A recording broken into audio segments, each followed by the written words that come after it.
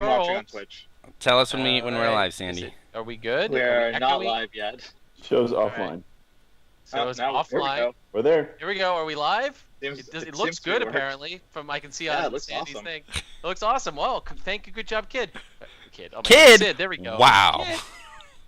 All right. I hope so, Kid's not listening. Hello, everyone, and welcome to a new episode of Second Sons, the 11th episode of the 3rd season of this fantastic show. As always, I am Roy Rogers, formerly of the New York City, currently of the Philadelphia Meta / my apartment Meta, which is currently having a recovering dog sleeping on the couch. Joining me today, as always, is Aaron Glazer, who, as we were discussing in the pre-show, does not get to speak in this segment. And I want to say good evening to the champion of my heart and ex-Portland traveler, Chris Schoenthal. Hey, How you doing, Chris? Thanks. Chris is All right. watching me play on Iron Throne. Hey, Chris. I am. So, also joining us today is apparently Justin Timberlake's favorite stage diver, Sandy Barnabas. I gotta find that picture. John's friend took it. Okay, apparently it exists. I don't believe either of them. I'm apparently going to get the whole story at Gen Con, so I'm excited. Maybe we'll share that with the world, that story with the world, if it will not get John and Sandy fired on the show after Gen Con. But we're going to get the whole story there. And then last, but certainly not least tonight, because he's playing double role as host and Buzz replacement. Whoa, is I'm not Sid. the host. I am not the host. Let's not put Well, that on. didn't we get an argument on this show about hosts? Like, aren't we all hosts? Or is this on a White Book episode? We're all hosts, but you're the We're all MC. Like you're the MC. Whatever. Yeah, you're the I MC. don't care. All right. I mean, we all get Panelist. participation Do we want to prizes. call you a panelist? I'm in charge of technical things, and I tell you what, guys, I don't think the cast has ever looked this good. Buzz, correct me if I'm wrong, but man, Be in the chat. this crop job on these windows is choice.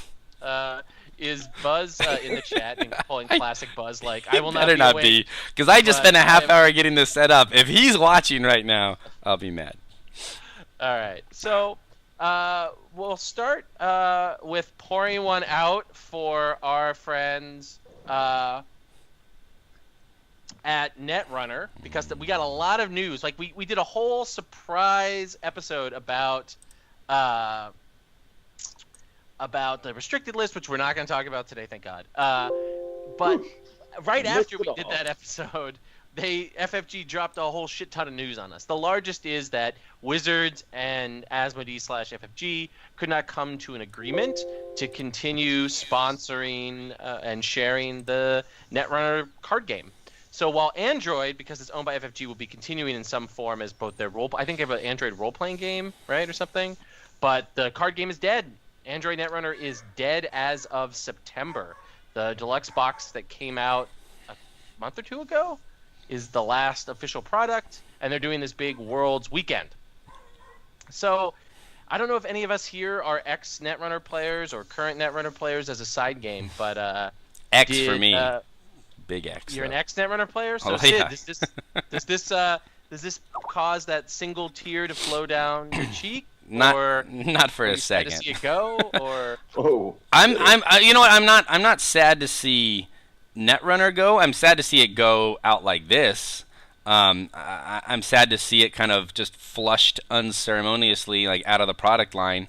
And I'm sad for all the Netrunner players who stuck around, especially for the kind of soft reboot. I know it's not a 2.0, but a new core set.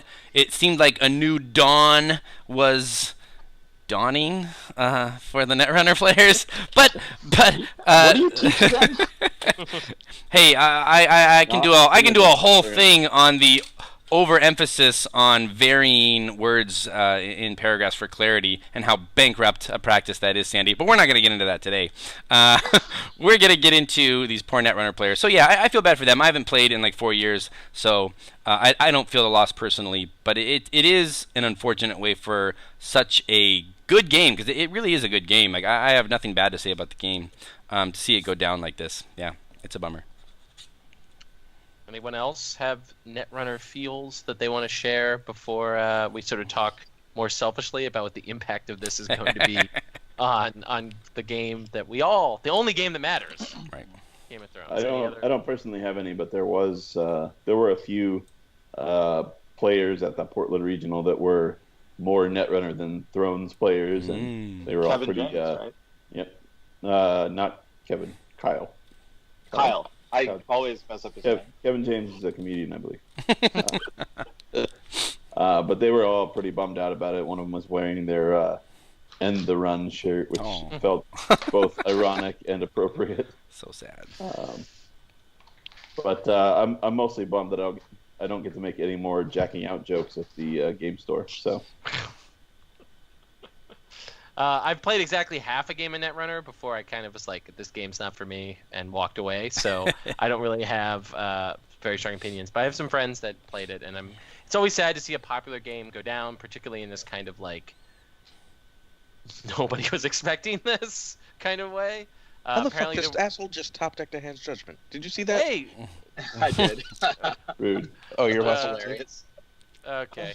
So that tells me we should transition to what this means for Thrones. So what do we think this means for the broader LCG world? Probably the biggest LCG just exited like that, with only maybe L5R coming close, or maybe L5R is kind of bigger. It's hard to judge. Bigger at its peak. You really think it was bigger than Thrones is now? Like the day before the announcement, you think Netrunner still had more players than Thrones? I think overall it did. No way. They had more people at Worlds last year, but not by a lot. Well, they were on the weekend. And also they had a better spot. Yeah, it wasn't that much more. Being honest, right? We had more than them at Gen Con. We blew them out of the water at Gen Con. Yeah. But that's probably more indicative of numbers. Yeah. I think they're low. I think one way that. Go ahead, Sandy. Oh, I was gonna say I know the one way that it affects me personally, which is that Queen of the Andals is now moved to a date that I cannot attend, or that it's unlikely that I'll be able to attend. Is it Siege? Is that Highgarden? Yes, it is. It's Highgarden. It's the Bay of Crabs, and it's Varberg. You're like, I'm definitely going to be at one of those tournaments. That would be September 22nd for those out there who don't know. If you're in the Minnesota area, go to Queen of the Andals. If you're on the like East Coast, you should go to Bay of Crabs. So September just kind of. And if you're in Europe, go to Varberg. I could be in any of those places. I'm gonna side with Chris here and say I don't think this license gets dropped if they were the number one LCG. I don't think there's a chance. I think Asmodee would have been interested in maintaining that license, and it's gone. I have to think because of sales. I don't think they were selling. I think their numbers are down. Do you think that I thought it was that Wizards or Hasbro revoked it, not that they weren't willing to pay the license. It's not clear. Like all of the FFG spin on it, we're only seeing one side of this equation, and all of the spin on it from FFG employees has been shock. Like, oh my gosh, we had no idea this was coming. But that just seems kind of hard for me to swallow as just taken as fact. It seems like there could be, somebody had to know something was up at some point. Yeah, but the question is whether the creatives had any idea what was coming up. I don't think so. I think perhaps that we overestimate how much attention FFG pays to business aspects of running a gaming company. Because I think, the one Wizards employee that I know, that we all know, well, I don't know if we all know him, Litzinger, didn't seem to think that this was, anticipated either. I don't think it was... I think it was a decision made by Hasbro at some level that they were like, this is a competitor of ours. What are we doing? Somebody just noticed that they had the license and was like, I think there are 2 points though. Made on the ANA level, right? And the FFG. Oh. This was an economic decision. I think there are 2 things here for me. One, I don't think it was Wizards necessarily, because what other card games besides distributing Pokemon does Wizards do these days? I think they just do Magic. They don't support Harry Potter anymore. I think they just do Magic. So I don't necessarily think Wizards is super interested in supporting any of the Garfield IPs that aren't Magic. So what I would guess though is that with the Lord of the Rings, it looks like Asmodee is more exploring digital space, and they are going to have to, let's say they made Netrunner, say Lord of the Rings is successful, and then they go to Netrunner. If Netrunner proves to be successful, Wizards is going to come for them for more money. And why should you put the time and the resources? If you think the future of your card games is going to be over time online, why put time, resources, and support into a game that eventually you are going to have to start paying larger licenses fees for the online version when you have L5R, which you own outright, and then Game of Thrones, which at the very least Game of Thrones, you're not paying that licensing fee to another gaming company. You're paying that licensing fee to George Martin for the IP, not to a direct competitor. So I think that if anything, I would say that the decision was made by Asmodee versus Wizards, but that's entirely my totally semi-informed opinion.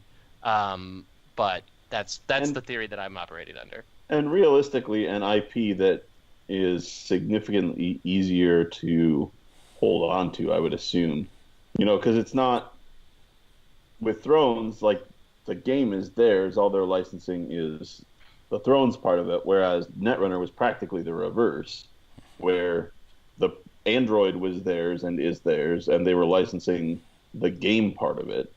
And so a gaming company saying you can't use the game part of it is it's a much more volatile situation than George Martin saying, "Oh, hey, is that license thing up? I guess I should sign this paper and send it back to you again 5 years from now." Like, right? It doesn't. It's not the same sort of situation. The way in which design elements of Thrones had just percolate through the whole LCGs clearly tells me that FFG owns the game. Like, they may not so if Martin pulled tomorrow and said can't do this anymore, they could do, I don't know, Brandon Sanderson, whatever one of his book series are, or create or make a Rune Wars version that uses the exact same system. Skin it, Thrones reskin it, boys. Reskin it. Just so. Terranoff. And George R. R. Martin. So I'd imagine that they own that, which again, as Chris points to, Richard Garfield came up with Netrunner.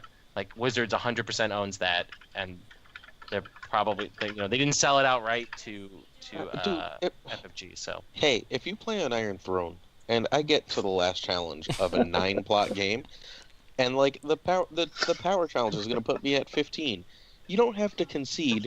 Just finish the power challenge, asshole. The game's going to end automatically. Economy of time. Guy wants that next match. I have 2 words for you, Aaron. He's not going to wait 5 seconds. It's so annoying. Like, dude, we played for an hour and a half. Like, you couldn't just fucking sit still? We poured one out for Netrunner. We talked a little bit about the gaming industry. So we should move more directly to the State of the LCG article, which directly talks about our game. There's a lot going on in there. They interviewed the 2 executives that run the LCG department, which is Mercedes and who is the gentleman? Andrew? Yeah. Yes. Andrew and Mercedes, and talked sort of more generally about LCG communities, promoting more women in the game, which is awesome, and just sort of experimenting with different distribution techniques. But there's also a very short interview with Danny that says he's super excited for the upcoming Shadow cycle, and more importantly, that he is super interested in using the Rookery as a way to fix what are viewed as the problems of the game, which is further evidence, I think, that Danny, in the long term, is thinking of moving Rookery to the primary format. So, guys, I hope you enjoy this game and podcast. I'll see you around. We'll grab beers at some other events. So, so the things that he points to are reevaluating the rotation policy, and he would like to keep the metagame alive and, he says, alive and engaging. And he says he's working to find the best tools to balance the meta and keep the environment healthy, working our way through this challenge with the restricted list, and other initiatives like a Rookery could be helpful as well.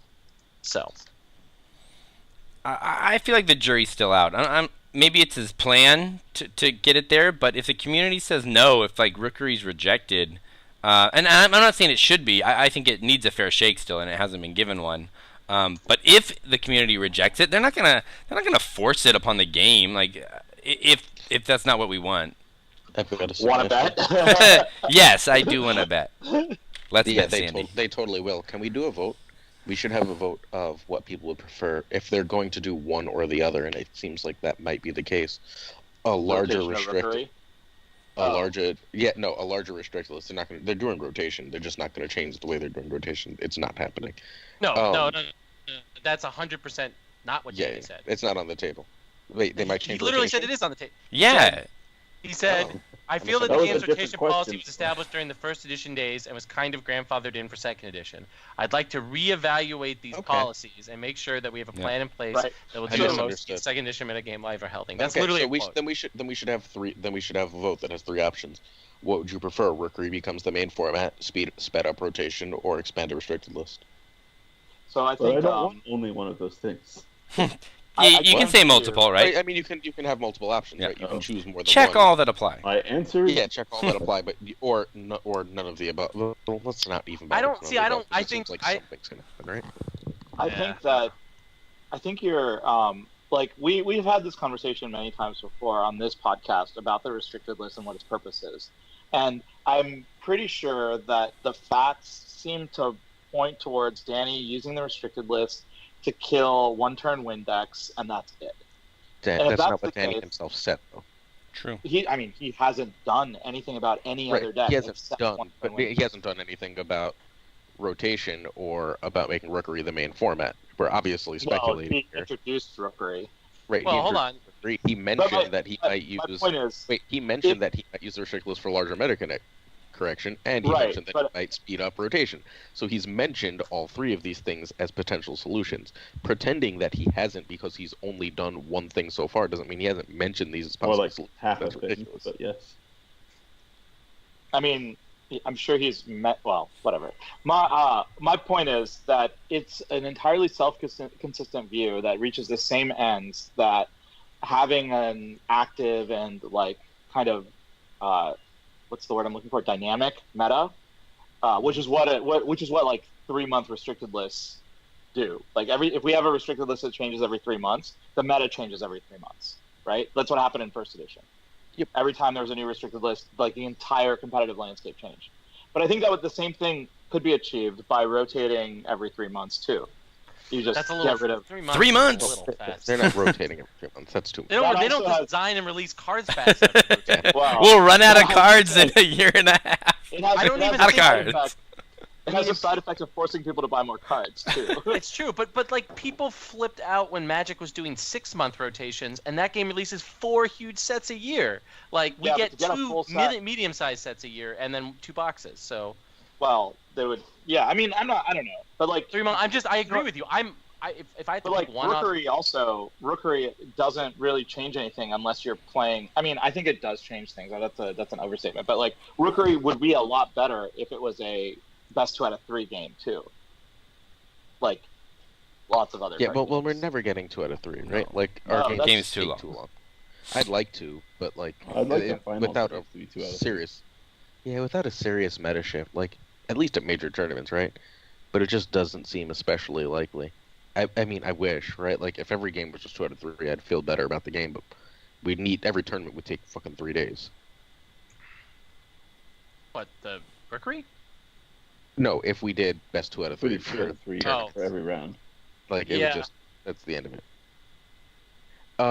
In the meantime, however, I think we should put that up for a vote to the community. I think I like more than anything else. I'm interested in what the consensus would be, since Danny has said at this point that he feels like there should be some kind of change. What is the change the community would prefer? What is the community, like not having experienced it? What is the change the community thinks they want? Sure. Well, okay. Good. So I mean, we can start with what each of us would want.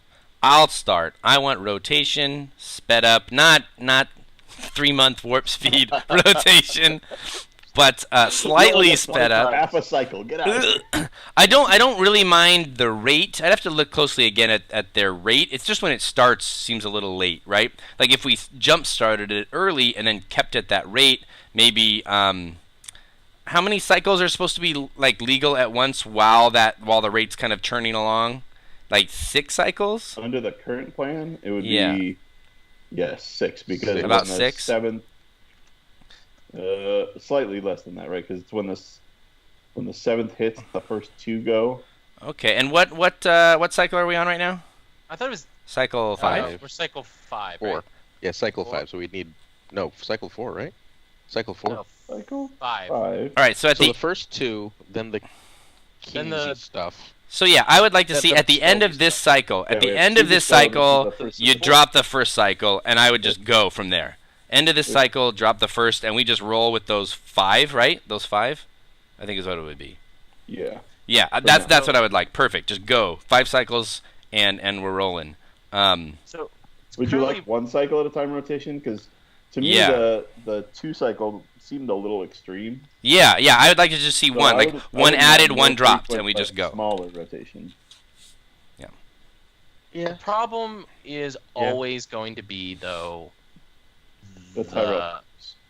and the Night's Watch box, and to a lesser That's extent, and Reigns, like the fact that like one of the most powerful agendas in the game You're is in, confused. is in But the you didn't Dark let me box. finish. So So is rotation Force. and restricted list. Those are my 2. You work the restricted to kind of foresee some of these issues. But I mean, if Night's Watch has its heyday for a year, great man, give him another shot at it. For a People will year is take. fucking ridiculous. One thing atop the meta for a year is a problem. I don't care Wow. what that thing is. Nothing should be atop the meta for a fucking year. I agree. Like a year. Eh. How about not a top? How about one of the top? How about top 4? Sure, top 4 Um, for a year is probably fine. So I'm definitely pro aggressive rotation. I think that at the end of the next cycle, which would be cycle 6, right? Because now they're being you rotate 2, and then you just rotate 2 at the end of every block, since they've said that they've designing these as blocks now. So like every where there's, year. like thematic support. So every year, so whatever at Worlds, so after Worlds, so when the new Store Championship season starts, you just rotate a block. That's I- probably too much. Because there's I only think there's only 2 blocks a year. There's a block a year, 2 sets a year. Right. There's A block a year. So you're So you rotating. rotate a year. You rotate a year's. So the card pool never grows bigger than it is right now. I'm not sure I love that. yeah, I actually Well, actually deluxe think- boxes still need to come out. 3 But more there's deluxe 2 boxes. Yeah. Okay. So 3 more deluxe boxes, but nothing. Yeah. So I Maybe. think that FFG makes cards too slowly, and so I'm actually against rotation. I think we should just not rotate ever. And- No, wait, hold on.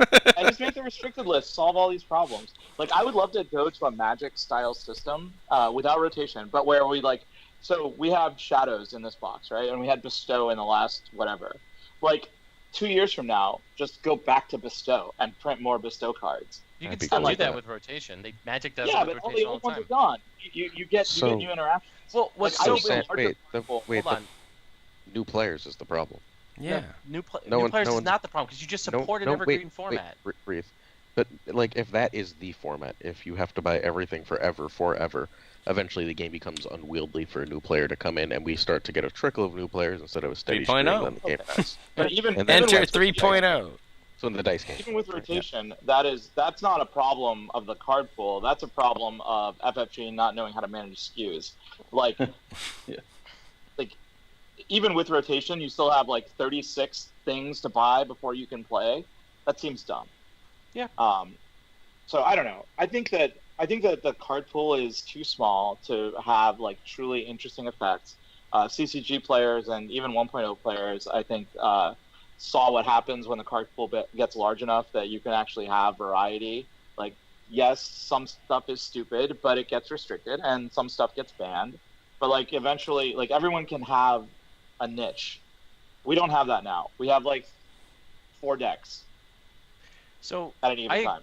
I agree with you in a couple senses here. I think what's great about rotation is you then get 2 formats built in. You have an evergreen format that they can support as a secondary format at Worlds, as a secondary format at Gen Con, as a side event, as something else, and then you have standard or whatever term they want to use. That they want to come up with a thematic one that is constantly changing, but you do have this evergreen format that you can have and support on its own as like, hey, day 1 at regionals is the joust, the standard joust, and then day 2 is the cut for standard joust, and we'll do the evergreen, I don't know, White Walker format where literally you play with every card and you can manage that. Like, it becomes really cool because White Walker format. Yeah, whatever you want to call it. Like, House I think of the that Undying. one of the cool things about Hearthstone and like a lot of or Magic or a lot of these other things, right, is that once you create the ability to have an evergreen format, you create a lot of really cool interplay between what's in rotation and what's out of rotation. There's a lot of discussion, and it also lets you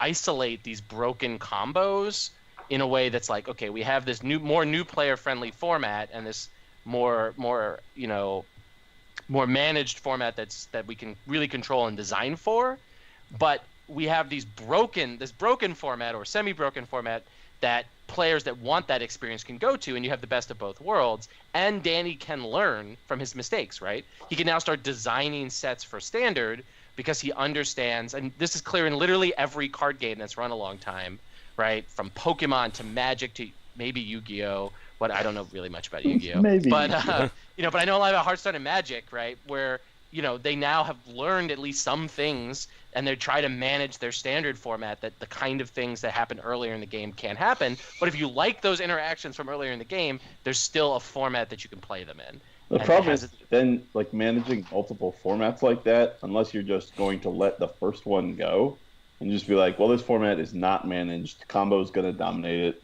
Nobody cares about it. Yep. It's called Melee. They manage Melee, and they've done a pretty good job, actually. I mean, Melee is the one that actually has the, like, right, but that's still still one card pool. Yeah. There's still a metagame for it, even if it's a weird metagame.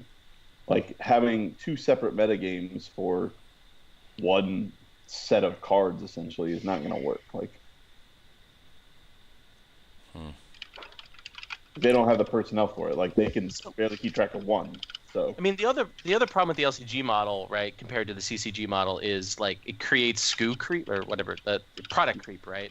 Like, if you want to buy into Destiny, you just buy booster packs of 2 or 3 sets. Same with Magic, right? There's like 4 sets, 5, 6 sets in standard, which means there's only 6 products they have to sell for standard, right? Versus if you want to buy Thrones, you have to buy what, like 40 products at this point, if not more. I have a thought. If we're ignoring new players, a question. Would an acceptable Sandy, stop typing so fucking loud. Would an acceptable rate of growth be if they remove one cycle every year after Worlds? Not one block, so the card pool is always still growing, but it's growing at a more manageable rate? Maybe, but a couple people in the chat have pointed out that part of the problem with Netrunner was just that its card pool was already too big, and we're getting to a similar point as Netrunner was. And I know you specifically said, I'm not sure if I want the card pool as small as it is right now, and I don't know that it's not too small, especially if we're going to get, 3 more boxes that will always be in the card pool. Like, so, how big is a Magic block? How many cards? Like an active modern. It depends a lot because they're not keeping it the same. Like, for a while, it was an easy answer, and now it's not because they've changed how many sets are in a block, and there's no specifics now, so the size of standard is not standard. If that makes order sense. of magnitude, though, it's like 269 cards was the last set, and I'll tell you in a 7 second. something. Sure, total? but there's like two and a half blocks. Right. But the problem is that it's not So going to it's stay like- consistent because So it's in the of general. rotation. Can we say in the general vicinity of 700 cards? No, it's more than that. Okay, Oh, so really? Because it's 2 years of cards, right? 2 years worth of cards. So then, and how many blocks come out? So, about. And 4 products come out a year, and there's 200. Yeah. It's roughly 275 to 2,000 300 cards per. Looking at Yeah, the next so 3 like products that they've 12 to announced. 1,500. So let's say 300 cards times 4, so about 2,500 cards are legal at any given time. That's It's probably a few too many. We can say 2,200, whatever. Who cares? How many are in Thrones right now? Like, because I mean, if that's gonna all require else- more math because we have to go and. Right. But what I'm functionally saying is, if all else fails, what we should generally do is just steal from Magic. Sure. Like, they should know the right number of things, just like use their number. They've got the experience, and obviously consumer bases will support X number because otherwise Magic would have changed it because they tweak things like that. Magic actually pays attention to things like that, right? Like, because they're a real business.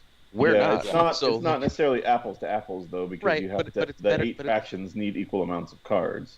Right. Mm-hmm. So it's not ideal, right? But like it's closer to than just picking random numbers, which is but they also have the thing is they also have a CCG model, right? So there's a lot more chaff in a CCG, right? One, because they support draft, which means you have to have a different like gradation of cards, and secondly, you need shitty cards. Like you have to have shitty cards in CCGs because you need people to be buying packs, right? So there has to be crap in every pack, right? Like that's like just the way it works, right? So you don't necessarily need that in LCGs. Like LCGs have bad cards for similar reasons to Magic, right? Because you need bad cards to teach players what good cards are. But like Magic absolutely must have a certain number of bad cards. But Hearthstone has to have the same thing to force you to buy packs. So right? if Magic is 2,500, then we would need 2,000. Like a general like rule of thumb, like that. And then we just try and follow. Like at least try it. Like where all else fails, try and follow a Magic model. I think is what I'm suggesting. Because, like, where all else fails, just do what the successful people do. Yeah, and Ibri is right. I mean, I play Magic with draft these days. Like, you can play... There's ways to play it without investing at all in the card pool. Chris, like, you mostly just draft Magic now at this point, right? When you play? I mean, I've literally never played Constructed, so, yes. Yeah, so, right. And, like, that's, like, a lot of ways in which people experience it. So Thrones is around... 1,000 by my calculations right now. So I don't think it's absurd for each faction to have like if that would be each faction having twice the cards, right? Like because it's 1,000 divided by 8 factions, right? Yes. And 9 if you count neutrals. Right. So like I don't think it's absurd for each faction to have double the number of cards. I think that's a reasonable number of deck building decisions. There's 798 cards on Thrones DB. Okay, so functionally, what I'm suggesting is if we had functionally double the card pool with a robust restricted list and faster rotation. That still means rotation's a long ways off, though, right? Yeah. That's why if we're gonna double our card pool, that means it's way out there. And as I said before, there's 3 more boxes before. And in addition to Thrones releasing cards too slowly. Like, we just don't have the play testing and the, like, limits on things that we need, right? Like, every time a new card comes out without a limit, everyone goes, Yeah. I don't even necessarily think we need a small pool to get people to buy in. It's almost like once rotation is happening, it's like that mental calm of being like, oh, okay, well, I'm going to buy in because these old cards are rotating, so I'm going to focus on the newest stuff and work my way back if I want to. It could even be, I mean, we don't know really how good these starter packs are, but if you can hook someone for $15 rather than, like, multiple core sets, then they're more likely to, like, okay, I spent $15, I really like the game. All right, let me grab the box of this faction that I bought and really liked, boom, and then they're buying chapters, and then they grow it, like... And if rotation is happening, if it's not just like, well, someday, yeah, we're going to rotate, maybe, you're just like, God, when's that going to be? And how much investment am I going to have to make? Am I spending $1,000 to get into Thrones? If you are, it's scary. This is actually, this is an interesting point because it brings up the exact tension that I always feel an LCG has to deal with, which is you can't release cards too fast. Because then people complain, as we found out with L5R, when you release a pack a week, they're like, oh, it's too much, can't keep up. But you can't release cards too slow, because then your card pool just, like, it takes 5 years to get to the point where it's like, viable for rotation. You mean what killed the Star Wars LCG as a competitive format, right? Yeah. And a game loses steam and loses sales right at the time when it should be hitting its stride, right? That's the problem. Also, the problem is... There's simple fixes, though. Like, if you do... Instead of doing 2 packs a year, like, I think we could support a pack every 3 months, right? Like a box every 3 months. And then if you start doing a box every 3 months, your problem is semi-solved. How about 3 cycles a year instead of 2? Could we get there? I would prefer seems like a lot. So, like, boxes are much easier to manage, right? And then once you're done with, like, the faction boxes, you can just, like, as you rotate things out, do, like, essentials boxes, Yeah, like cards theme. that are You just can do theme boxes. Well, no. You do essentials boxes. You take like the cycle 1 and 2 cards that are necessary for the card pool, and you release like a couple chapter packs or a box of because eventually the econ's going to cycle out. And I don't really, I'm not really excited about the idea of spending another another cycle getting a bunch of econ to, you know what I mean? That sounds miserable. Well, So it's clear from this cycle that Danny's going to be printing. It's not like in first edition where Nate didn't really print economy cards in cycles. Sure, but the more economy we get, the less anyone gives a shit, right? You know what I mean? So it's going to rotate, like you said, so people are going to give a shit. But once the efficient shit rotates out, everyone just goes, oh, now we have to fucking go back. Once you have rotation, what's efficient changes? Just like in the core set. But that's actually what I'm saying. Like, do things like, for cards that you just want to keep as part of the faction identity, release them in a box. You say this is like the cycle 1 and 2 essentials. 120 cards on a cycle. You say these are the 30 cards that we're keeping. Like Modern Masters or whatever. You get like this way Nightmares doesn't rotate out because this way Calandro doesn't cry. You need certain cards that should just stay in the meta. You would release at that point.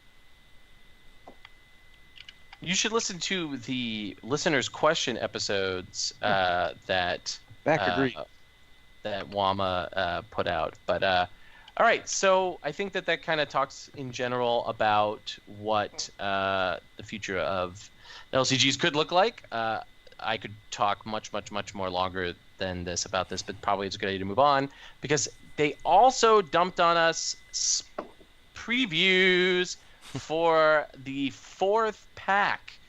So we have, I think, 5 cards fully revealed. The really sexy Jon Snow, who's a Tricon, and he gains stealth if you have a builder, intimidate if you have a ranger, stewards give him insight, and yes, if you're running Sworn to the Watch, you can just put that on him, and all 3. 2-card combo. All 3 at once. So 2-card combo. But he can also take milk, right? And bodyguards. Oh. Because he's the Lord. And seal of the hand. So this is the long-awaited. And blessed by the maiden. Yeah, blessed by the. Does that only go on Tyrell cards? I don't know. I have no idea what that I've only ever does. played it on Tyrell cards, so I don't know. But the long-awaited Lord Commander Jon Snow is out. I think he's pretty interesting. I don't know if he's better than the Box John because let me help you. He's not. Yes. Might be. Stand is good. There's some Ranger attachment Rush. that Intimidate's pretty good too. He is loyal. He is. he is loyal. Yeah, That might that make does him help. better. That does help. Because, Yeah. BT. Thanks, Louise. Where's So there's also Lord Commander, which only goes on expensive Night's Watch characters, and after you win a challenge in which you control a participating, I assume, Night's Watch character, attached character gains 1 power. So ideally, you would put it on John. And as the Lord Commander, he claims power whenever Night's Watch characters win anything. There's a Then you Shireen get that we don't little, have the text for. Longclaw 2. Mhm. You watch him draw and kneel things and gain 2 power per challenge. You go, wow, I'm living the dream. And then someone just milks Puts him. some milk on him. And you're like, oh. He's still a 7 for 6 Tricon though. I mean, But he's that's pretty still good. 7-3 Fracon with Renown, who can Yeah. also gain power whenever the Night's Watch wants challenges. He's got those other attachments. That's not terrible. No, there's a new Shaggy Dog, an attachment Shaggy Dog who's 3 cost. Reaction after you win a after you win a challenge in which kills people, attached so- characters attacking, the losing opponent must choose and kill a participating character. No, choose and kill a defending character. Excuse me. Right. Pay 1 gold to move Shaggy Dog around. So he's pretty good. If you have 1 gold and the challenge with Stark, that's real dangerous. That's what you're telling me. Yeah. What you're telling me is I'm never. That's playing why he's this 3 gold. Yeah, you don't even. Yeah, 1 gold and you use him twice. No gold and he goes off You anyways. you don't use him anyway. You just military with someone with no attachments, and you have 1 gold, and you're like, I want to defend, but I can't defend, and then you cry. Oh no, you don't have to pay a but, gold. I mean- The gold just moves it. Lets you do it again. No. You The don't. point. Listen. Oh my God. You get This is it. like- You get what I'm saying, right, Sandy? No, I don't get what you're saying. Okay, I attack with Arya, who has no attachments on her. Shaggy Right. Dog is on Bran. I have 1 gold left. Do you defend or no? Got it. Yeah, it's the threat of activation that means that like. He's also not the move, yeah. Because like, have you played against Taste for Flesh? Pretty Yeah, much. Yeah, oh, yeah. Yeah, it's really annoying. Like direwolves attack me, and I'm just like, oh, I guess that shit's on a or boost. like more brand. Well, here's a card I know Aaron will like. It's a non-loyal Lannister zero-cost event, Clever Feint. Action: kneel your faction card to choose any number of cards you control with Shadow. Return each of those cards to Shadows. It's pretty good. I don't like the. I just don't like the way that sounds. To choose with Shadow. Shadow. What? That would have been in first edition with the Shadow Crest. My card has Shadow. Everything has a shadow. So but shadows? Because all of my cards are with Shadow. With Shadow. That's very pedantic. Oh my god, that's so boringly pedantic. That's like that's like the shuffle your faction card back into your deck in first edition. Yeah, it's the exact same kind of concept, right? So what do we think of this card though? Like, it's a very powerful Lannister card, I think, and continues Yeah, to that's say going to be crazy. Lannister is a Shadows faction. So So hopefully it bring Lannister back. Maybe. I mean, I think it kind of falls, like, my fear is similar to Bestow, where we saw a bunch of cards that were like, oh, make your Bestow cards super awesome. And then we were like, these are not playable in Tier 1 decks. Well, have you played with Aegon yet? I haven't. I think Aegon kind of really shows how powerful Shadows effects are. Aegon, Garrus, and Robert Strong are all real silly. So's the Shy Priestess, so's the Grey... Like, so far, every Shadows card we got has been... Dude, the Night's Watch guy is dope. Not Bridge. Yeah, the Night's Watch. Which one is it? Janos? Janos? No, which one isn't? Chris said one isn't. Oh, No. Bridge. Who? The event. Name? The trash event. Yeah. That's not a card. Like, we're just going to all forget that that's a card. I forgot that it was a card immediately. I think there's one more, which I think has proven... literally earlier today, Aaron. Yeah. Has proven to be the most controversial, probably, of these cards, which is we got a new Rhaegal, who's 5 cost, military intrigue, 4 strength, loyal this time. He's dragon, ambush 5, no attachments, all sound good. Reaction: after an opponent's character is killed by a card effect, stand Rhaegal. It's great, but it's not as good as it sounds. I wouldn't pay 5 for that. I would. Really? I'm playing it. I'm playing it. No, it's. I'd pay 5 for it. We don't know what the other 2 dragons are, right? Because I think that don't they get The mentioned? other in here? dragon has no text now. Is the point? Like, Yeah.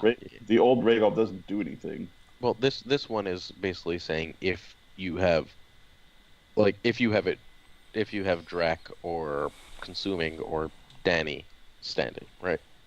Well, I don't think stand effects are so rare in Targ that I would pay 5 for this over Barristan Salming. Yeah, but you wouldn't pay for this. I mean, the Barristan fact that has it gives better you icons. a free Dracarys, though, like with the stand cost. Like, because you're running Drac, right? So 5 gold for a dragon that you can kneel for Dracarys, stand up, and then use it in a challenge without having to burn a plaza trigger and loot. Like, I mean, it's or got I could just no pay intrigue. 3 gold for a dragon and 2 gold for like another character that I can use in a challenge. I don't know. Yeah. He's not totally like I see it.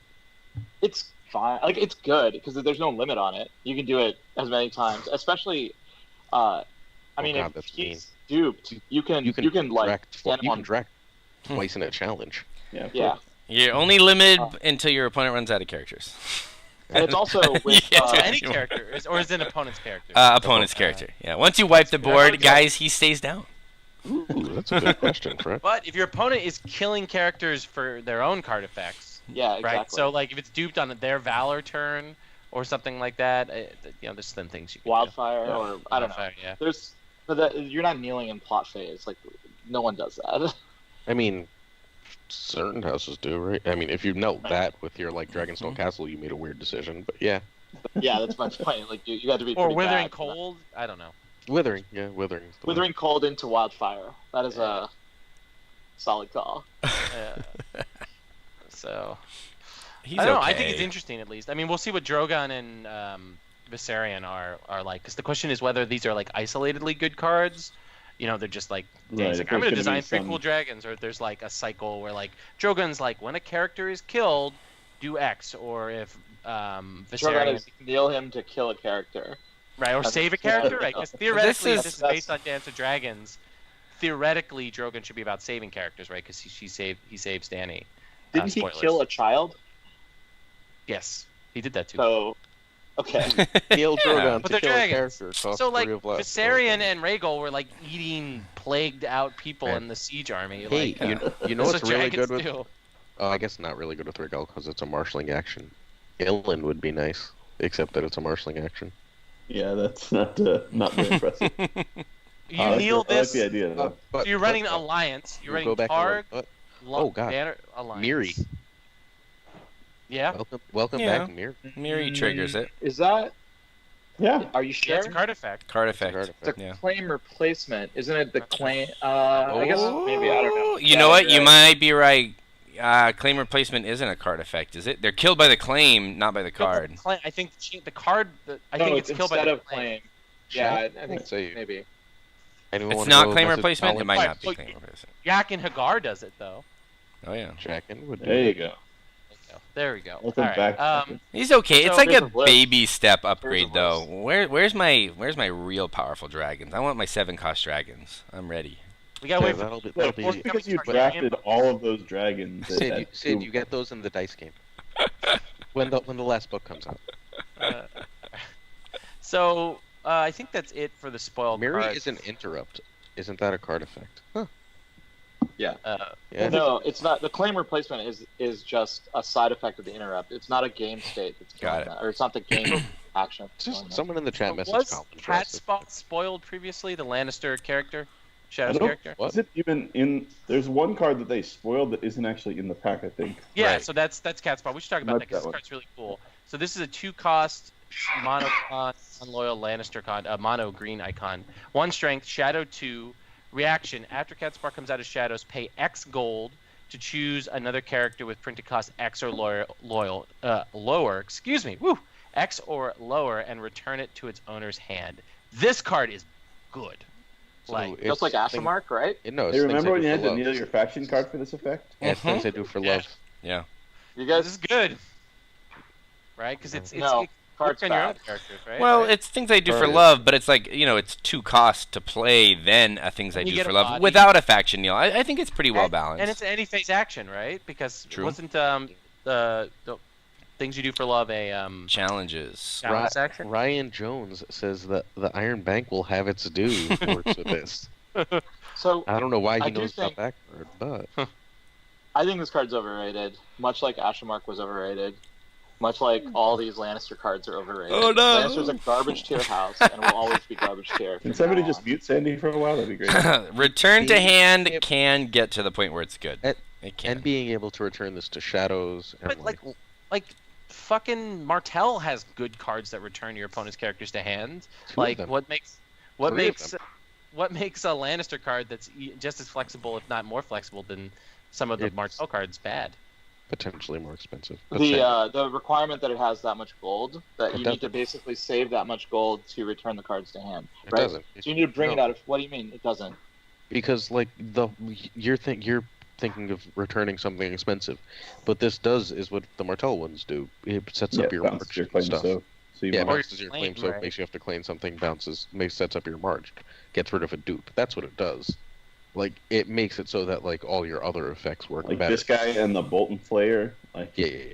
Yeah, Right. but I mean, Lannister- I'd rather Lanny for Wolf my very- money. But the thing Very is, Lanny- when you do get him in the mid to late game, when you drop your trade routes, like you can then hit the big character with him too. Like he's flexible in that way. Like it's a good I mean, card. so is Put to the Sword. Like, I would much rather have an event that I don't need to put into shadows and prepay the gold for. Yeah, but no, put to the no, sword I- works I- in one that's phase, fine. and You you do gotta it with win a dominance. challenge. Like you can do this anytime, man. Like you could do it in the dominance phase, or the standing phase, and force them to go above reserve. There's like a whole variety of dumb things you Yeah, can do with this. Because that's any true. phase, what I'm saying is any phase action. You could do it to your own fucking character in People run taxation 5-8 too, and- right? and- Bounce or it to in- hand is discarding it. Yeah. So So- do Okay. 5-8 too. What's that stupid thing? I I called? mean, I just you think guys, it's good. I Really feel bad. like we had the same conversation about Ashmark. I did I not don't like think- Ashmark, and I do like yeah, this. I don't think that it's the Yeah, same. I would say I was bullish on Ashmark, but this card is I way more wasn't. flexible than Ashmark. Okay. You also, I think, Sandy, you're underestimating the value of the surprise. Like, it's not the only Shadows card in the meta. Like, granted, you have this. Lannister, like That's true. Clever Feint. That is true. There's King Gregor. Yeah, and that Sir event Robert being Strong. able to bounce it back. Like, you can get rid of 2 or 3 1-costers. I think the with this, surprise just might without one be. Like, Lannister has 3 good Shadows cards, right? Or plus neutral ones. Do we think, for my first edition players, do we think there's going to be a reprint of King's Law? Ooh, I hope so. I There should be. There feels like there has to be something that messes with Shadows. Probably not in. But doesn't that make Rookery just like, ugh, God? Yeah, Rookery hoses exactly. like Makes it awesome. No. Rookery. Chris says that now until he's like, oh, I want to play this sweet Shadows deck in this tournament, and then someone slides in their King's Law. I mean, just barring, right? Barring makes your Shadows deck ridiculously sad. Yeah, it does. Definitely. Like, barring just gets better and better. Ban I it. would not be surprised if jumper? that doesn't get restricted at some point. That'd be Oh interesting. yeah, we should say that on air, Sandy. King's Law was the first edition plot that discarded all cards in Shadows because we all immediately knew what that meant. And That did was in not a box, right? After the Shadows cards It have was been out. in the Barra box. right? Yeah. The Barra box, yeah. I don't think Danny is gonna hose because- Shadows as a mechanic. Wasn't there that was also the box with Robert Baratheon that stood 3 times if you don't have cards in Shadows? No, he was in the cycle. He was in the cycle. He was not in. Oh, he was. Was he? Didn't he stand unlimitedly until he was eroded or something? Yes, Yeah. correct. Maester Oh, you Bob might be was right the that first. he was in a cycle. I think the Robert in the Barra box was one of the really bad ones. It was one of Oh, the. it There were was, a million no, it was Robert the melee one. It was the power. Melee Bob. you Yeah, get it was money Melee for the Oh, points. King Bob, the Party Bob was not in that box. He was in a box. I don't think it was that one. No, Party Bob was in a cycle. He was in the melee cycle. Just go to Card Game DB. Go ahead. Move on, guys. Anyway, I'll tell you when we're losing our second edition viewers here. But we don't like them anyway. That's so, like Andrew Jen. but this is a good transition into a major topic here. So, 2 of the people here, Sandy and Chris, both who did very well this past weekend. Congratulations to both of you for how well you did. Congratulations to Alex for winning, and Jimmy for winning in Massachusetts. Alex for winning in Portland. Who won in? I can't remember who won in Ohio. CT. Chris, CT won in Ohio, right? Who won? Jeez, such shade.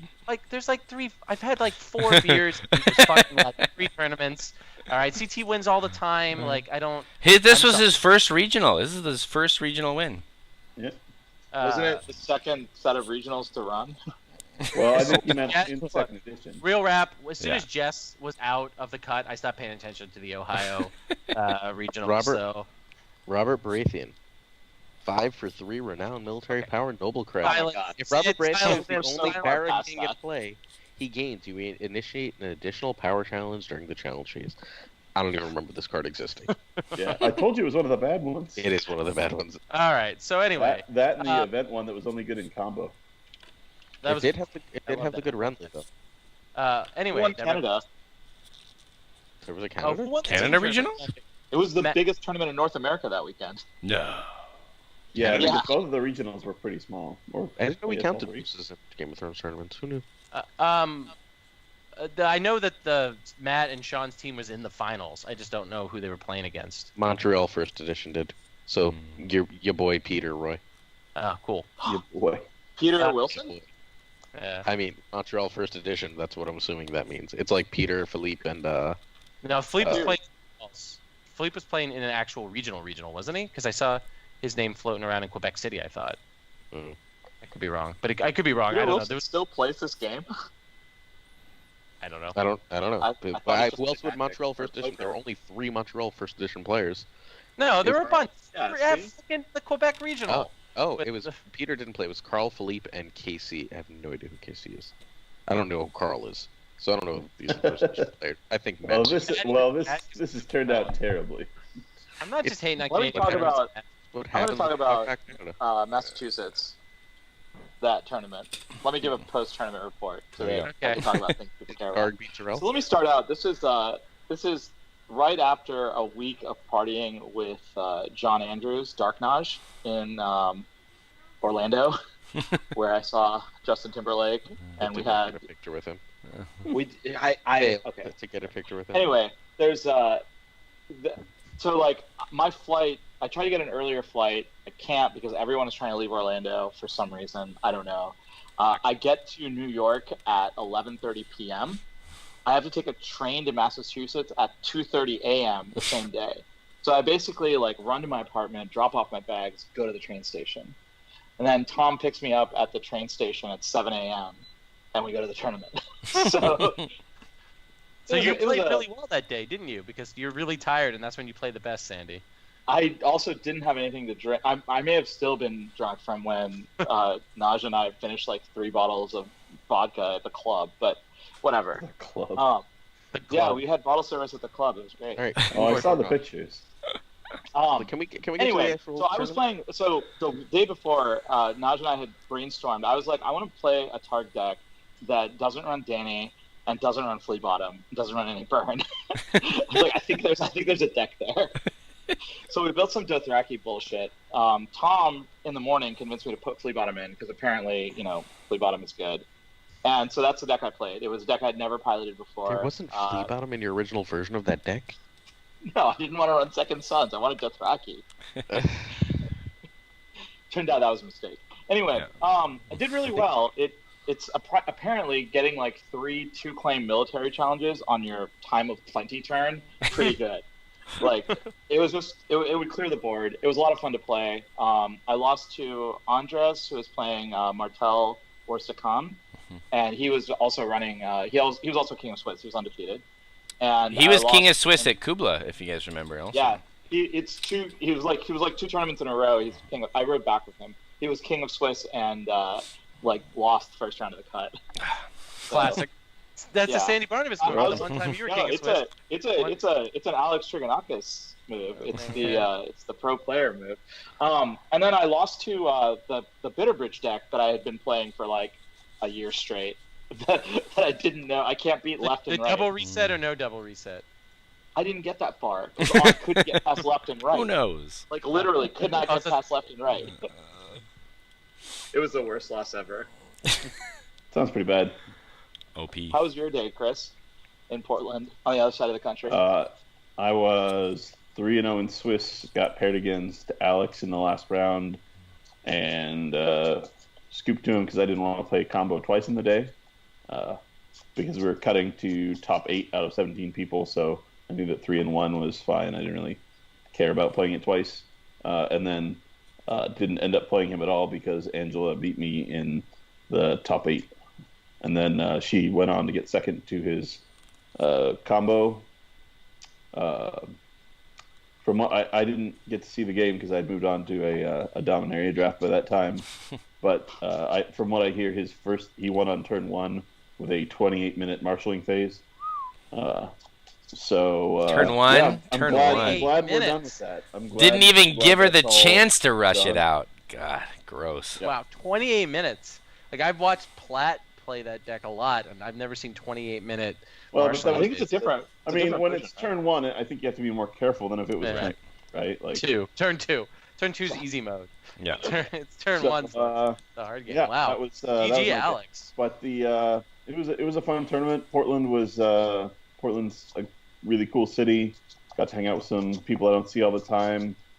Brett got some crazy good prize support together. He'd gathered some promos from Roy and the New York group. Some from AJ and the Battle of Bravos. There were Bravos mats, so even though I didn't get to go to Bravos, I got one of the sweet mats that I had been coveting. I've been to Bravos. I don't have those maps. I should have come to Portland. So literally everybody got something. I got to play against a guy who, in the first round, whose buddy lives in New Jersey but used to live in Portland and happened to be in town, and just lent him a deck and was like, "Hey, come on back." And that was really fun. We got to get him convinced to come back. We gave him all our promos and stuff. So it was. Tell him that you should come to Dance with Dragons. He lives in New Jersey. Oh, the Jersey guy probably will. He's the regular player. It's the guy that was a local to Portland. Okay. Who was the Jersey guy? I'd have to look. I don't remember their names. I apologize. I guess I could look it up easily enough on Jousting. Well, if you're watching speaking of this episode, you should definitely come to Dance with Dragons. And meet Aaron Glazer and myself, but not Sandy Barnabas. You should Sandy, come you're the worst. You should just fucking cancel. June 23rd in Sandy's backyard. Sandy, why are you not canceling your trip to hang out? I with believe us? it was. Is that it? Nope, that's not it. I'll find it. So Sandy, what's up with canceling your trip, man?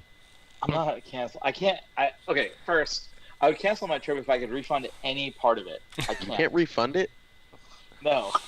Hey, There's no price on friendship, Sandy. Aren't you There's no gold, price. platinum, flyer? Like, don't they like bow down to you and say, you should cancel. "Thank you for they keeping won't. the failing American"? Well, they are also flailing. American airline industry afloat with your constant flying everywhere. So Jim is saying it was Bobby Choi. I was right after all. Oh, I don't know Yeah. him. I've never met Bobby Choi, I don't think. I don't So know that. he should If you're definitely listening, if you're Bobby, watching this episode. You go should come to Dance with Dragons in New York City, or at the Killing the Kingswood Regional in Philadelphia, which is the same weekend. I don't know but if I in- can make that. Or in- you As in can Vegas come regional. with Philadelphia. hopefully Sandy and I to Poland, which might actually fucking finally happen. Oh yeah, you guys Are going you to going? Fracas? No, Yeah. Fracas. Oh, I have I have a conference in London the week right after that, so I'm just gonna fly to London and go to Poland from there. So I'll go that home means and stay with an yeah. infant. Aaron can come with us. But I think the regarding prize support at Dance, I have a lot of cards that I've been collecting. Normally, I give away all my prizes that I win at tournaments, but I've been collecting them for Roy. And now they're not going to be there. I have I'm assuming to I can give them Scott to or Blazer Andrew. or yeah. So And Gotta yeah, mail so 'em. there will be a lot of prizes from Starfall, from I don't know where these cards came from, but I have a lot of prizes that I. So like, they'll a lot either of be all at cards from Dance outside. or they'll be at Red Saturday because we're gonna have a huge raffle at Red Saturday.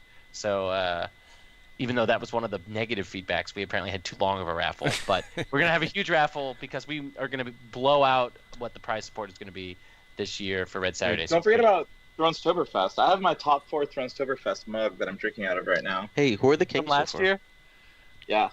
from the draft year. Where's- So in Oktoberfest, there'll be some announcements coming soon. Probably after Gen Con, there'll be some announcements. So We gotta get a draft going. I need to be able to draft Dark Nudge and Sandy, and then have no one else on my team. So, all right. But anyway, you guys got to play with Shadows cards legal. So how were the Shadows cards? Chris, you were playing Tyrell. Did you put in the little 2-drop? Oh yeah, guy? Scheme Accepted went right in there. It was great. And- I mean, I don't know like whether it was better than the cards that I didn't play, but it really was felt good broken. to pay 2 gold and just put it upside down and just have it sitting there, and it was fun. Aegon was money all day. Wow. Like I he set was so up a good. card in Shadows with Roy earlier, and he just giggled. It was adorable. It was like, "Aw." I haven't I will played say- much Iron Throne. I've had significantly more 7-card setups with Shadows cards. 2 costs is Which nice that's- for setups. Yeah. It was Yeah. it was really good. So Aegon's busted. Like, Oh my god. So I do a challenge with a Dothraki, right? Maybe I'll blood of my blood in a Blood Rider, but maybe I'll have one in play. Who knows? Then I'll stand him, and then I'll flip Aegon to get the 6-cost guy that raises claim, and discard some other thing to do another military challenge. I don't know. It's just stupid. Like being able to flash in stuff as Targ, it seems unfair. Only subpar factions like Lannister and Martell should have that ability. not true master race factions like Targaryen. I mean, barring the gates. Also, have you not been playing with Second Sons and Flea Bottom?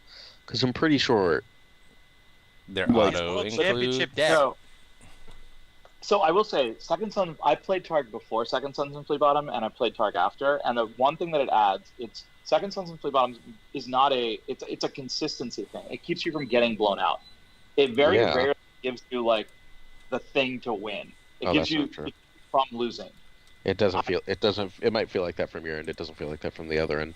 When you're like, I just want a military challenge and I know I can't, or I just really need to win that power challenge, Yeah. and I can fucking start doing other tricks, and I know I can't, and like I just have to get through fucking 6 strength every challenge phase. It's a nightmare. Yeah, and the fact that you can run Targaryen out of cards with lots of intrigue pressure, or even Yeah. like clear their board, but And they're they don't always care gonna have even that. a little bit. Well, They're and sick, your yeah. stealth No. stops mattering because I had no cards in hand, no cards on the board, and I'll flip you win or you die and do 4 challenges that turn. Like, it's stupid. 4 challenges at 2 flame. Yeah, that sounds pretty It's- stupid. Why is that a good thing? I'm just saying, like, you got to run bargain gates. Or Targ is one of the busted factions. So what's that card? The High Sparrow. there you go. He doesn't hit Shadows cards though. Well, All right. Oh, I think we're lagging, says Uh-oh. Trey. And Trey Well, just got here. oh. Hi, Trey. Hey Trey, are we Yay. lagging? we can start our podcast. That's right. All right, let's. So- It's guys, probably wait, my uh, terrible can you connection. So Glazer, do you want to transition us into our final couple of things we're gonna be doing here? You want to tell us Sure. what do you think were the 5 strongest cards coming out of this pack? Why I get another beer. Number 5, exchange of information. In certain factions, it is completely bonkers that it's just better statted counting. And, like, if you're only running a couple attachments and you see, like, Milkware Venomous Blade, that's real good. It's actually, yeah. I was looking through Fred's math on it. I think there's a surprising number of decks where it's as good as counting with better stats, and there's a non-zero number of decks where it's better than counting, just even without the stats. Yep. The I mean, extra card. Night's Watch super loves it, right? Yeah. Like, go get whatever Night's Watch location in a Craven. And I mean, event. Yeah, and event. Yeah, it's really good. And Seems- especially if you're not running the 1-drop reducers in your deck and, like, every character is decent. Like Targ Yeah. will get 3 cards out of it most of the time. I've basically dropped the 1-drop reducers from almost every deck, by the way. Yeah, but Unless see, I'm- it's most of the unless time. it's HRD. Counting is always going to give me those 3. Like, sometimes this will give you 1 card. No. Like, it'll happen. Sometimes this is not. I mean, that's ridiculously think bad. you- One card seems super unlikely unless Alright. you're playing like the bitter Two? bird. Basically, Say it gives you basically always 2. gonna give you 2. I mean, it's 1 less card, and sometimes it's 1 more card. Like, I feel like it's 1 less card about as much as it's 1 more card. I don't know. It's pretty well. I guess I run 30 characters almost exclusively, so I see 3 cards most of the time, and I've got- sometimes I've never seen less than 3, and I've seen 4 Yeah. almost every time, and I've been playing with it a lot. I mean, Fred literally did the math, so we can go to that post and look it up. But I mean, yeah. thanks, Fred. I like I Fred a thought lot. Fred told us to do the math. Fred did the math. I like it in Martel. I like it in Night's Watch, and I like it in some Targ. And oh god, it's real good in puppy decks. Yeah, I was gonna say certain Stark decks really like it a bit. Yeah, you know what doesn't like this? What? Tyrell. Terrell. Yeah, Terrell. Terrell could run it. Terrell could definitely I run guess I it. do run a couple of events. They want I mean, locations. You're on to it, Roy. Your worst case is you're getting like Nightmares and Hand's Judgment, man. That's not bad. Oh, I don't run those. We Uh-oh. still can't hear. Roy's, your sound is not coming through. So if you're saying words, Yes, I'm saying words like the words that Tyrell doesn't even run counting coppers anymore. Like they don't need We don't draw need to draw plots. cards. Like we don't need draw plots. What? No. This Martel. is the way to get it. Martel has all the draw in the world, and they still love it. Yeah, I'm just. Alright, Tyrell has that more was 5. consistent draw. That was the 5th best card in this pack. Yeah, pretty this scary. pack is real good. Number 4 is Genoslint. sure, free dudes are sweet. What does he do? He's free. You have to Goes into sack. shadows, He's and you 2. sack on Night's Watch. To go to And so he's Shadows. probably 3 because he's going to sack your 1-drop reducers, right? Yeah. Oh, the ones you took out of all your decks. Not Night's Watch. Most of my decks, the ones that are So if low you- power. If you sworn to the watch somebody, you can sack them. Oh, Yeah, That's pretty so if you yeah. ward them and Yeah. sworn to the watch them, or you steal them with No, Yorin, you sort of- can't ward them. Because No, they'd be stark. he sacks a Night's Watch character, right? Right, but Oh, then you right. put sworn to the watch on them. That's Oh, what I'm okay. saying. Like, That's a lot of cards, but yeah. Yeah, but no, if you marshal them from their discard pile and you sworn to the watch, you can sacrifice them. Correct. Or Yorin, like you said. Yeah.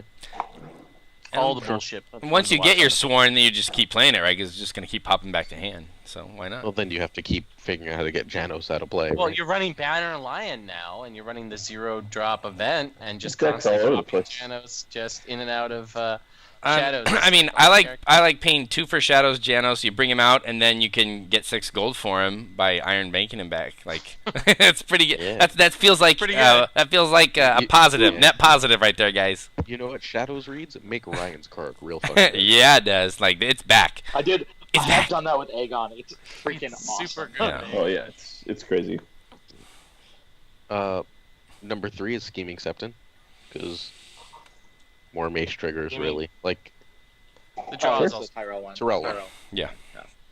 He's yeah, good. it's the throw one. It's just good icons, more gold, more cards, more mace triggers. All those things are good. Yeah, it also has Town a base. weird sort of almost Corterian feel about it, in that if you have it sitting there Yeah. and you have used it for claim or whatever, you can just be like, oh, suddenly now I have gold for an event. Or Yeah. you could sometimes like set up weird things where you like put it back on top and then you know what your high tower spy trigger is going to be, or things like that. It's crazy useful. Just Dude, Old Town, the loop is, yep, Old Town also. guarantee that power every turn for 3 gold. That's absurd. It comes out of Shadows for 1, right? To Shadows 1? It shows 2, I think. 2. Shadows 2. Oh, really? Okay. That's a little better. A little more fair. Yeah. Number 2 is Aegon. Yeah. Aegon be silly. We just talked about that for 20 minutes, so let's move on. Number 1 is my least favorite card right now, besides Plot Cancel, Nighttime Marauders. Sir Robert Strong forgot doesn't that even was make a the good list. Dude, what are you taking off? I don't know. I'll just make it 6. It's a 6. Like, sure. It's a 6 card list. Like, that's always the problem, right? It's like, why isn't this here? And it's like, because you gave me 5 cards, guys. Like, what I do you gave you taking off 5 cards to force you to make choices. So Yeah, so I made choices. Look, that's more interesting. It's a good pack, right? Like, it's a good pack. It's definitely a strong way to kick off. It's one of the strongest. Like, I feel like the first pack last cycle was a little weak, right? I don't remember. Don't remember it, yeah. But it's definitely real strong. But I mean, like, and the second cycle first pack was pretty weak. But the third cycle one, that was with those broken target cards at the time. So can I make a prediction? What beats Gen Con? What specifically eliminates me, but what wins Gen Con is someone who figures out how to break Nighttime Marauders, and just says you have no cards. Good luck. I don't know what it's out of, but someone breaks it. Yeah, it's really gross. I got 4 cards the other day with it. Choo! Is it consistent though? It can be. Depends on the faction. I think it's going to be out of Lion, but that's just me. I know people Really? love Barrow with it, but I think it's going to be out of Lion. Return that shit to Shadows. Yeah, It could be. that's It true. could be Yeah. great. It could be Hey, great for Lion. you know what it would be good with is the cat spa, because you can return It to hand with Hey. Cat's File, you're right. you can return a card to hand with cat spa, so you know at the very least that there's at least one card with that cat slot in their hand, and boom. It's But really good with. It's not very Here's cost effective, but you can use Catspaw to cycle your own Shadows cards, right, back to your hand, To your hand, yeah. and then But replay them there's into a lot of Shadows. ways Like, to- yeah. get his more out of your Viper- Shadows, guys. Yeah. It's best to me with his Viper Eyes, but like, because his Viper Eyes is going to put that one card you want in the discard pile for you to then hit the rest of the hand. Yeah, however that's true. you would like to. But there's Sounds also fun. Making the- that Martel Kraken deck that Ryan played at Kubla more consistent. this card is expensive for that. It needs more gold. I tried. The first thing I did was just add it initially, or not without figuring out how to get more gold in there. That like I think it speaks to how stupid Martel has gotten, and this is me who loves Martel. That like they just don't fit his Viper Eyes often anymore. Right. A Like, card how that dumb good. is it that one of the very best cards in the game is just like, well, I can't fit it, so like I don't need hand judgment and a choice of discard. Ugh. Fair. That's fair. People have I mean, learned to but play a that's- little better against that card too. Like people used to just walk into multiple triggers. Yeah, I mean, you kind of have to. What are you going to do? Not make military and power challenges? Yes. Like, very few. I mean, Until you have That's how to. I win against Like, Martel. until your good cards are out of your hand, yeah, like, you can do it. Martel's not that fast. Like, you can do it. Just win dominance for 7 you turns. say Martel's not that fast. Well, if you could, listen, if you're Yeah. not going on the other challenges, you can often control the intrigue against them, and then, yeah, they're not going that fast. I think you're wrong. I'm just going to leave it at I think you're wrong and move on with life. People play around Viper's Eyes, and it's an effective strategy against Martel. Fair. Except I don't think Martel is running Viper's Eyes, so every time you play around Maybe it, I not. kind of get. Alright, although now I have to re-add it, right? Because everyone thinks I'm not running it. That's right. Aha. Uh-oh. Alright, any thoughts on the pack? Any other cards you guys want to mention? Yeah, Have I we pretty much seen agree with people your list? play with It's the a pretty Bear great econ? pack. Has anyone played really with the non-limited econ? It's Bear and Stark, right, that have it? Have not. Seems I haven't- bad. Yeah, I have. They both The just kind of Stark make me one especially mad. Seems bad. The I Bear think one. the Stark one's might- bad. Yeah, it's bad. I mean, I think Yes. it's bad. I Sorry. don't. So why do you think non-limited econ is bad, though? No, No, this I don't- non-limited econ no. is bad. Like JC Drummond is pretty decent. I That's think with limited. this specific. That's limited. Oh well, then never mind. I don't know. I think the Stark one is really good. Really Like, good? Yeah. Yeah, I think it's really good. I mean, it's not I a think- tempo loss on the first turn, right? That you I mean, play it? I think the on-demand nature of it is real good. You like knowing, like the threat of activation of knowing you have that stand whenever the hell you want it, like on the board sitting there and it's providing you a benefit in the meantime. Real good. You might have to go back to fealty to run it, but whatever. I don't know. Doesn't like the shipwright just go, huh? You suck. Like, I guess the Yeah, well- shipwright's not that big, but what else Sure, steals locations? What else steals locations? Anything? That's basically it. There Lay you Siege. go. There you go. Lay Who's running Lay siege. I feel like if you're running Lay Siege and you're kneeling my non-limited I got- economy. I got my Astapor Lay Siege at KubaCon, so it's fresh in my memory. Really? Oh my god. That's a feel-good play if there ever was one. Oh, Jeez. yes. The only thing better is hitting one of the Heron Halls. Oh, That is good. oh. All right, so it's still niche my that heart. this thing's gonna get knelt, but I mean it's a one-time stand for not exciting economy card. I mean Stark doesn't have any exciting economy, so it's just more meh economy for them. But no, it doesn't excite me. It doesn't make me want to build a Stark deck. Sure, I guess, but I mean, there's it feels like more of a utilitarian card, which is kind of their flavor already, right?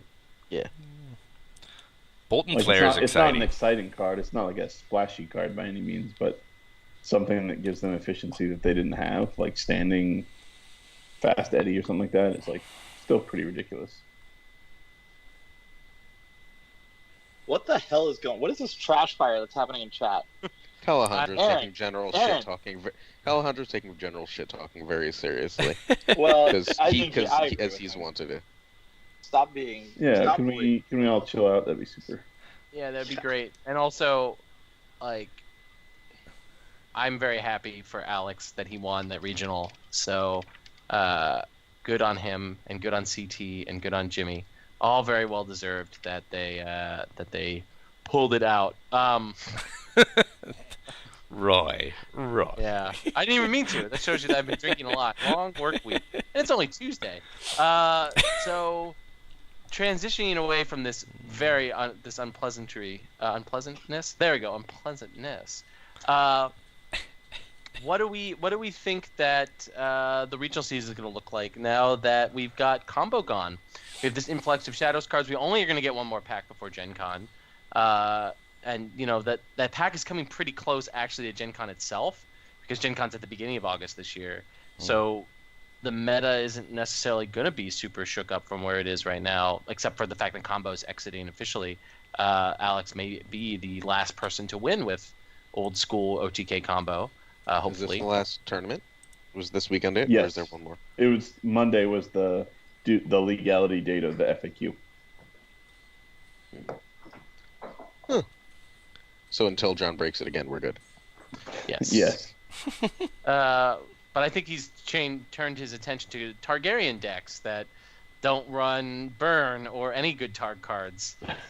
Just as many bad Targ cards. Just like when Dan Struhall was obsessed with that Targ Brotherhood deck. It's like, let's find as many bad cards as we can put into a single Targ deck. I mean, I went 3-1. Iron Throne. What? I went 3-1 with what can probably be just random 60 cards that are red, right? Like, come on, we can't. This just proves my point. You don't actually need to just put red cards in your deck.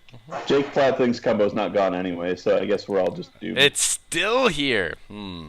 Gen Con it is. He's blowing smoke. He's blowing Well, let's not smoke. remember the Jake Platt's first combo appearance was at the Windy City Cup, where he lost all of the games except for the one Jesse scooped to him, which Jesse beat him in the actual game, but still scooped to him. So, Platt knows I love him, and I think he's the combo king.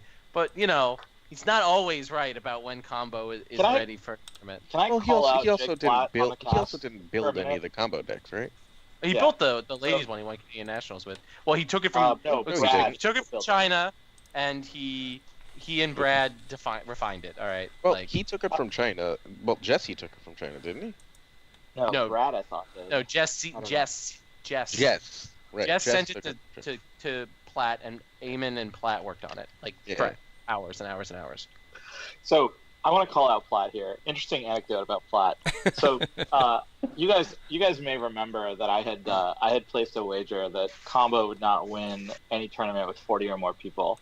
Correct. Canadian Nationals had exactly 40 people, and I'm supposed to I was supposed to give the winner a trip to a tournament of their choice. So Platt wins, and he's like, "Oh, I want to go to Stollet." It's been how many months since Canadian Nationals? 6, right? I don't know. It's been a while, right? Right. Guess who has not given me their passport info to get a free flight yet? Does he have a passport? Platt doesn't have a passport? Well, he won Canadian National, so it seems likely he does, right?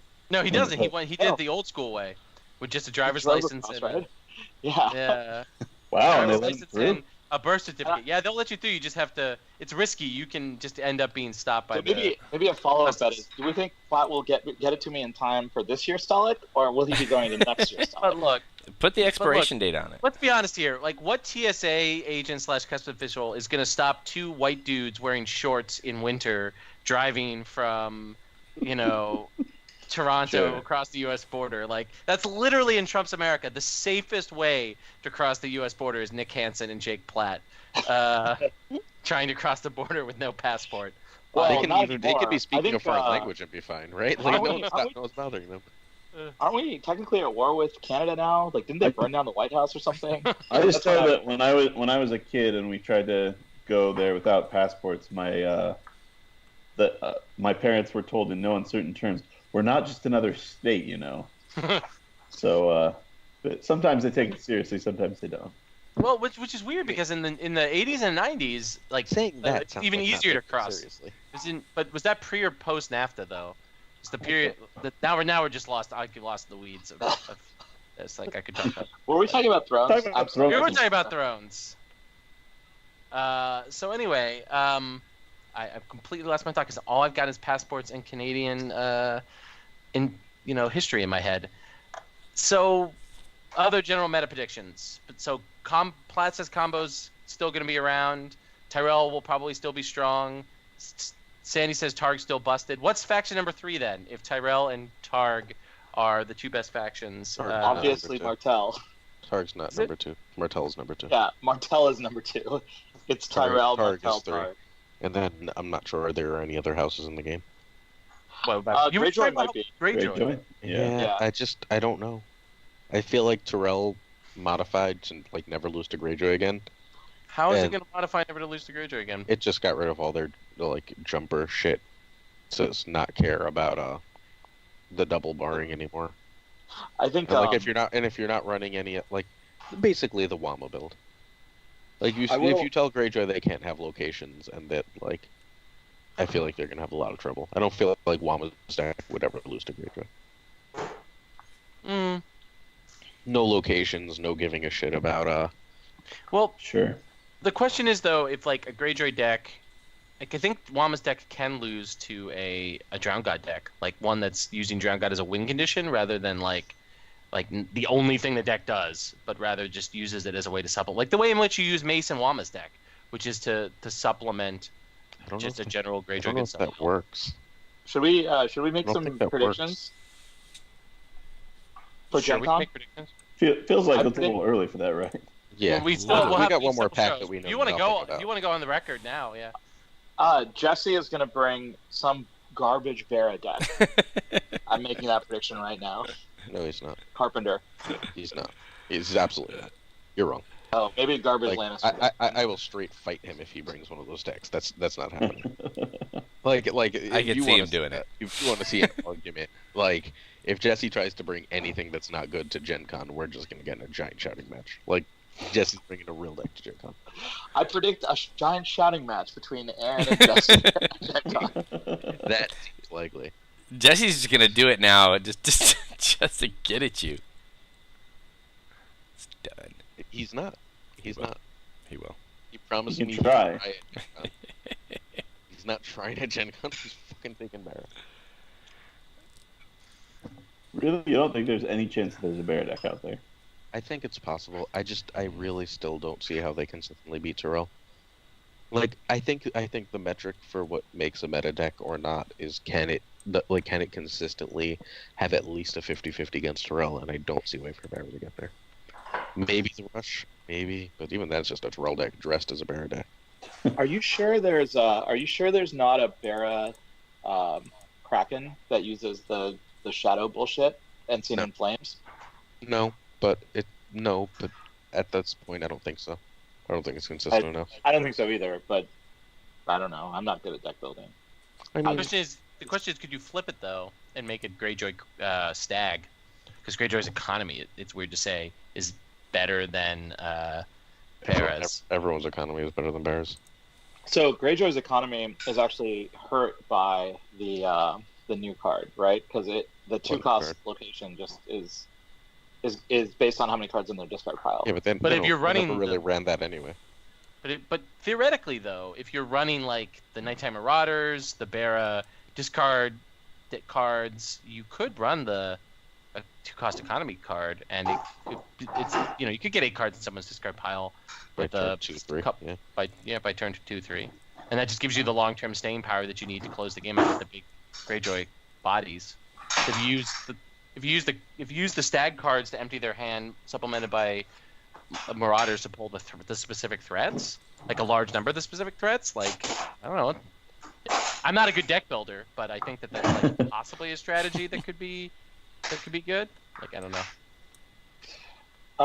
Do we have anything else to talk about, or can we proceed to the point of this podcast where I play Chris? I think we're basically tapped out. So I'm gonna begin wrapping this up, particularly because I guess somebody's doing. The Kyle Vansel moment of the podcast has happened. So, all right. So we're not doing 3-cost cards. It sounded like someone was doing dishes in the background. We're not doing 3-cost cards. Oh, we can do 3-cost cards if you want to do again. Yeah, that's an Aaron and Sandy project, not a Roy project. It's like 20 more minutes. I know where to be. I have to play Chris. But let's do a blitz. 3-cost cards. Blitz. Everyone say something if you 10. disagree. This is one of the best 10. 10 Drowned Disciple. That costs 3? Yeah. Mm-hmm. Probably. It's the whole engine for that deck. It's not my favorite card, but I felt engine should be there. 9 Second Sons. Yeah. Okay. 8 Hound. That's a 1-cost card. Yeah, really. 8 Hound. Good card. Yeah. 7 Theon. Hound that low? Jeez. 7 Theon. Theon. Okay. Alright, Theon. Understandable. 6 Ricasso. How much of the Hound rating is because of his house? Fair amount. It's hard to separate. I like the Hound way better than Theon, but I understand the rating. Well, but Theon's also really good in crossing. Like he enables that whole crossing deck, and he enables the anything they want to do with Seastone. Enable any crossing? Come on. Yeah, fair. but like in a different way, right? Like he enables line crossing. Yeah. I think the deck works better without Hound than it does without Theon. 6 Ricasso, who's probably too low, but this was done a little while ago. I barely put it at it at all. 5 Garth the Gross. Garth. Really? Yeah, Garth is great. Really? He's, I think, the only 3-cost around I can think of. Besides He's Jorah, I guess. conditional renown, right? Yeah, but very like it's Terrell. You have his condition. It's Okay. have a lord. That's the only one I disagree with so far. Maybe there's also that whatever DC deck that ran crossing basically. Oh yeah, the entirely crossing built around triple Garth, triple Yeah, crown. so he can totally prop up a deck all on his own. 4 Begging Brothers. All right. 3 Hota. Hota. I forget he costs 3. I just assume No one ever pays Again, he's 3 on for one. Hota. I thought he 5 or 1. He's 5 or 1, guys. 5 or 1. Or 0. He's very often 0. It's true with Ariane. That's true. Or, 5, 1, or 0. 2 is Damper, because everyone forgets that he's amazing in regular Greyjoy decks. So Like- unless your number one is I've not seen him be relevant in quite a while. is a Stark card, I'm gonna have to argue for Garth the Gross being off of this list. I kind of want to Summer? argue for Marjorie being Did I on the miss list. Summer? You did not. Yeah, miss Summer's not. Or Okay, Garth? Summer's not number one. Number 1 is the Dornish Spy. Where's Summer? Where's Summer? I totally missed Summer. Summer should be on here. Summer. Summer, I forgot Summer. I missed her entirely. I found Dornish Bran. Spy? Another one. Which one is Marjorie. Dornish Spy? is 3 not cost. number one. Marjorie's not top 10? No, there's too many. Shadow there's too Tower many good Assassin? Marjories. That's not the right card. What's the Shadow Shadow? What about High Tower Spy? Shadow City Bastard? High Tower Spy. High Shadow Tower City Spy. Bastard. Shadow City Bastard. No, Shadow City That's Bastard's two. 2 cost, right? Shadow City Shadow Bastard. Tower High Tower Spy. Spy. High Tower Spy doesn't take off Drown Disciple. No, High Tower Spy is not higher, I don't think. I don't know. If we take off I don't know. Drown Disciple has to go off. Garth the Gross isn't going off. You're wrong. Cheaper Noun is amazing in Terrell. It's just so good. So is cheap strength boost. Where was Arya? Was Arya Okay. on your list? So, Arya's not honest on to there. goodness, Arya, that's the wrong Arya. Which Arya? 3-cost character that was printed in the last year, from the Tyrell box to present, that has done more to make Tyrell more consistent? It's not Garth. It's High Tower Spy. High Tower Spy. Yeah, High Tower Spy in a second, like that. You think Like High Garth Tower was Spy banned better? tomorrow, Tyrell decks would barely change. But if you got rid of High Tower Team Spy, Tyrell is telling you High Tower Spy. Fair enough. I So don't High think Tower it's Spy hard meta. replaces Like Garth? again, point to Sandy talking about let's find 60 reddish black cards and play Yeah. them. Like you dig for your High Tower Spies in that matchup because it's. I lost in blows out. my top 4 versus Jimmy because he High Towered Spy to Mace, and I was like, it has to be cost 5 or lower, and I'm fine. I'm like, oh, Mace, good game. Okay. So Just fucking bullshit. So the honorable mention, just so you can yell at me about other cards, Rhaegal, just because of all the shit he enables. If Danny still existed, Not anymore. he'd be on the list. Right, if Danny still existed, he would be on Okay. It's the still list. the best Dracarys target, right? So Emissary of the High. Yeah. Doesn't matter. There's all. Oh, Emissary. Emissary of the High Tower. Aemon. Fickle. Fickle. No way. Fickle's real good. Not great. 5 strength renown? He's good in the Yeah, Bergman. especially with Flea Bottom. I mean, you're comparing with the Hound and with Look, it's on. He obviously isn't above them. That's why it's honorable mention, not on the list. Summer. Yeah. I just missed Summer. It What happens. about my boy Crescent? No honorable mention for Crescent? Dude, can I keep going? Oh, all right. The next name. All right. Master Crescent. All right. Arya, who was on the list, who would definitely be on the list, except that new Arya came out, and I think she's just better. Myrcella, new Myrcella, is fucking phenomenal, and no one seems to care.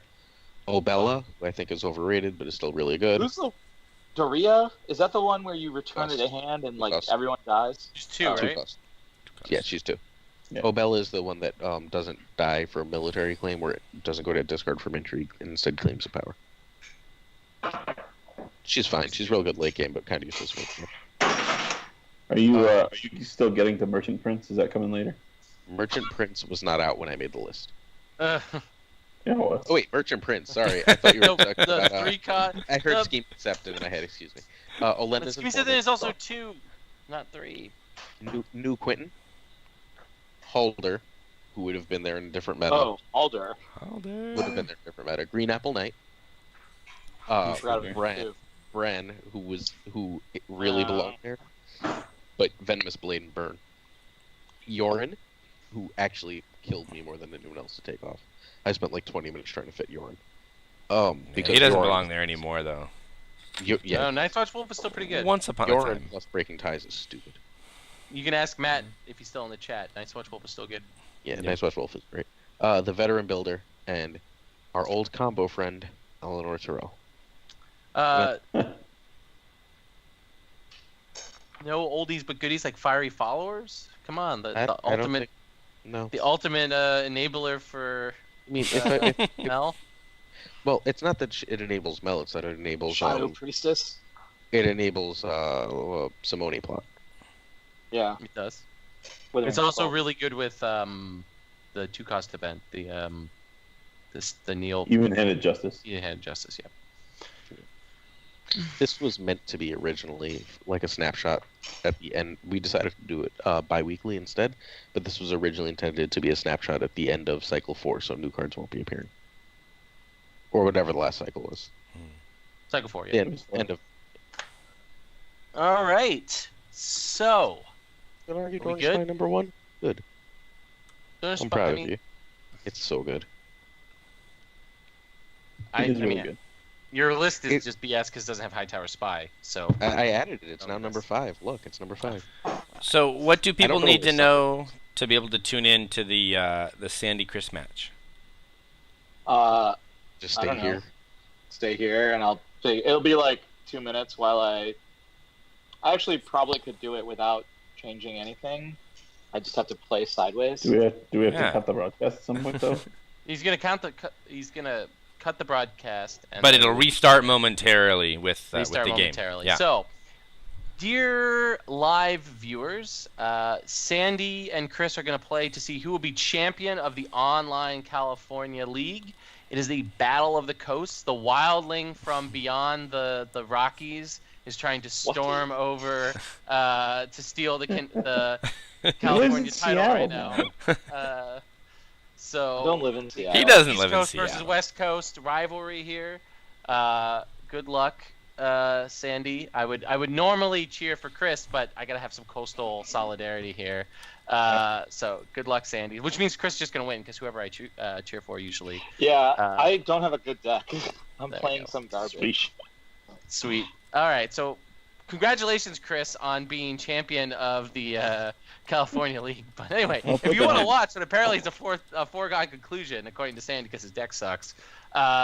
You can watch it live on Buzz's channel next, right after this. But if you are listening to the audio-only version, Second Sons will return on June 26, 2018. Until then, from myself and all the other Second Sons, have a lovely, lovely Father's Day. Happy Father's Day to literally everyone else on this cast, except for me. So, happy Father's Day to y'all. Hey, Happy Father's Day Garrick, to everybody in the... Rue counts. And the dog. And I hope. Mira. The dog better fucking count because I have put a lot of effort in the last week or so to keeping this dog alive, but and happy. But yes, so happy Father's Day to all you Father Thrones players out there, but particularly to the best father in the world, Bruce Bolton. Good night, everybody. Night, everybody.